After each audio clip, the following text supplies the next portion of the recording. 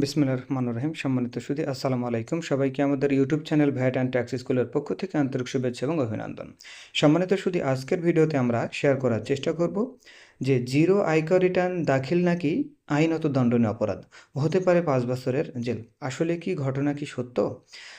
সম্মানিত সুধী, ভিডিওটি না টেনে শুরু থেকে শেষ পর্যন্ত দেখুন, আশা করছি বিষয়টুকু ক্লিয়ার হয়ে যাবে। সম্মানিত সুধী, আপনারা দেখবেন সোশ্যাল মিডিয়াতে অর্থাৎ ফেসবুকে জিরো আয়কর রিটার্ন নিয়ে অনেক লেখালেখি চলতেছে। জিরো আয়কর রিটার্নে নাকি আয়ও জিরো, ব্যয়ও জিরো, সম্পদও জিরো, এ সংক্রান্ত অনেকে অনেক রিটার্ন দাখিল করতেছেন।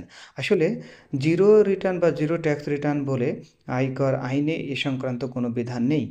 আপনাকে আয়কর রিটার্ন দাখিল করতে হলে আয়, ব্যয়, সম্পদ, দায় সম্পূর্ণ উল্লেখ করতে হবে, অর্থাৎ আপনার যা আছে সবই উল্লেখ করবেন। বিষয়টা এমন নয় যে মোট আয় জিরো হতে হবে বা মোট ট্যাক্স জিরো হতে হবে। তাই ভিডিওটি না টেনে শুরু থেকে দেখুন।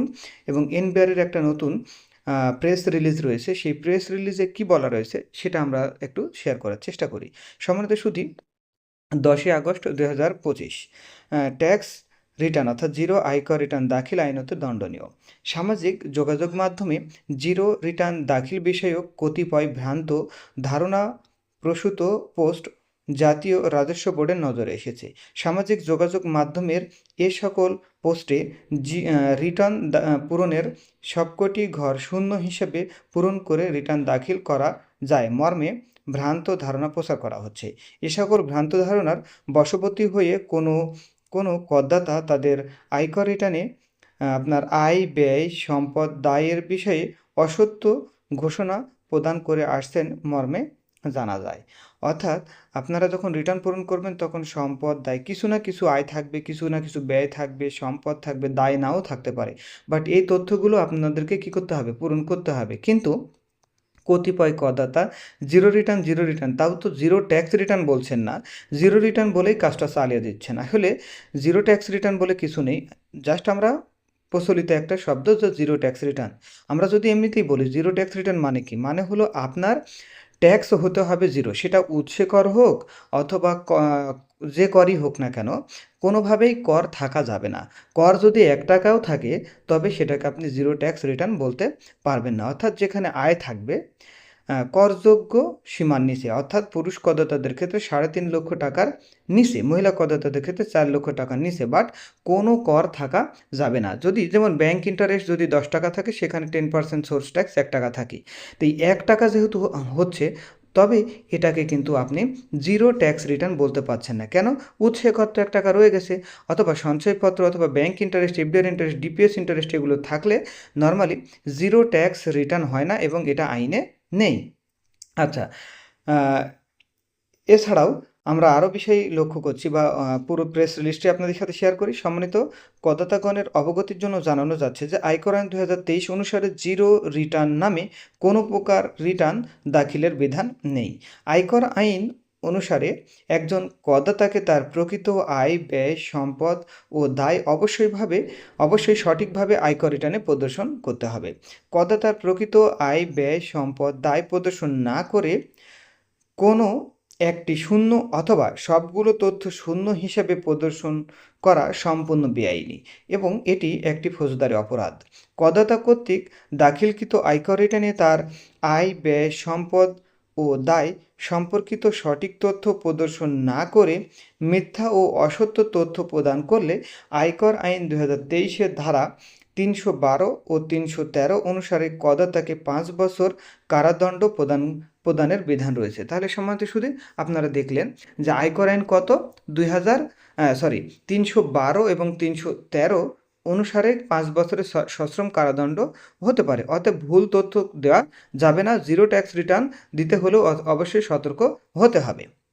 আচ্ছা, একজন করদাতার আয়, ব্যয়, সম্পদ, দায় সংক্রান্ত বিষয়ে রিটার্নে সঠিক ঘোষণা প্রদান করা একজন করদাতার পবিত্র নাগরিক ও আইনি দায়িত্ব। করদাতার প্রকৃত আয়ের পরিমাণ আইন অনুযায়ী করযোগ্য না হলে তাকে কোনো কর পরিশোধ করতে হবে না। অর্থাৎ করযোগ্য সীমার নিচে যদি আপনার আয় থাকে তাহলে কোনো প্রকার কর দিতে হবে না। তবে কর প্রদেয় না হলেও সঠিক তথ্য উপাত্ত প্রদর্শন না করে শূন্য আয় ব্যয় সম্পদ দায় দেখিয়ে শূন্য বা জিরো রিটার্ন দাখিল করার কোনো সুযোগ আয়কর আইনে নেই।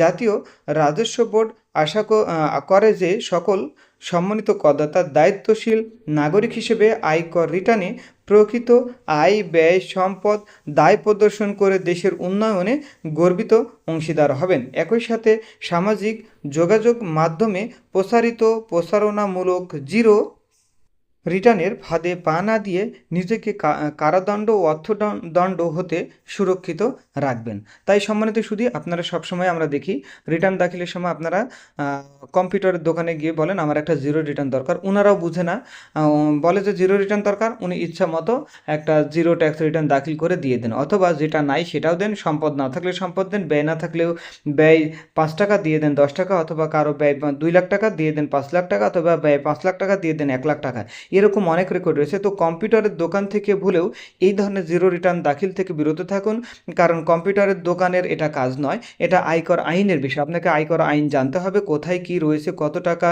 আপনার আয়, কত টাকা ব্যয়, কত টাকা হলে ট্যাক্স দিতে হয়, কত টাকা হলে ট্যাক্স দিতে হয় না, কোনটার উপরে অর্থাৎ কোন আয়ের উপরে সোর্স ট্যাক্স রয়েছে, এবং আপনার কি সম্পদ রয়েছে, গোল্ড আছে কিনা, কৃষি জমি আছে কিনা, অকৃষি জমি আছে কিনা, এই সংক্রান্ত বিষয় আপনাকে মাথায় রাখতে হবে। এবং পারিবারিক খরচ খাতে কি কি ধরনের আপনার খরচ আছে, এবং আপনার উৎসে কর আছে কিনা, আপনার বাসা ভাড়া আছে কিনা, আপনার গাড়ি আছে কিনা, ট্রান্সপোর্টেশন খরচ আছে কিনা, ঈদে কত টাকা খরচ করেন, এই সংক্রান্ত পুরো তথ্যই কিন্তু আপনাকে উল্লেখ করতে হবে।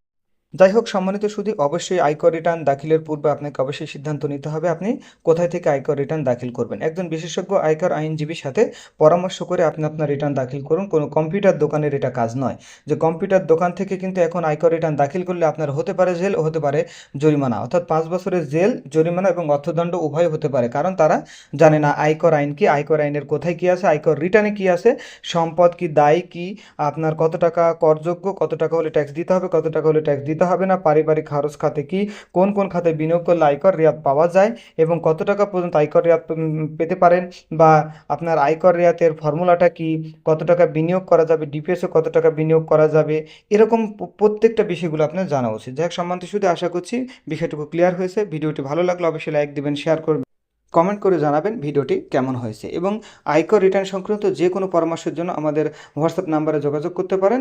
আপনারা হোয়াটসঅ্যাপ নাম্বারে যোগাযোগ করলে যে কোনো কোয়ারি, যে কোনো কোশ্চেন জিজ্ঞেস করলে হয়তো আপনাদেরকে উত্তর দেওয়া যেতে পারে। যাই হোক সম্মানিত শুধু আজকে এ পর্যন্তই। সবাই ভালো থাকবেন, সুস্থ থাকবেন। আসসালামু আলাইকুম।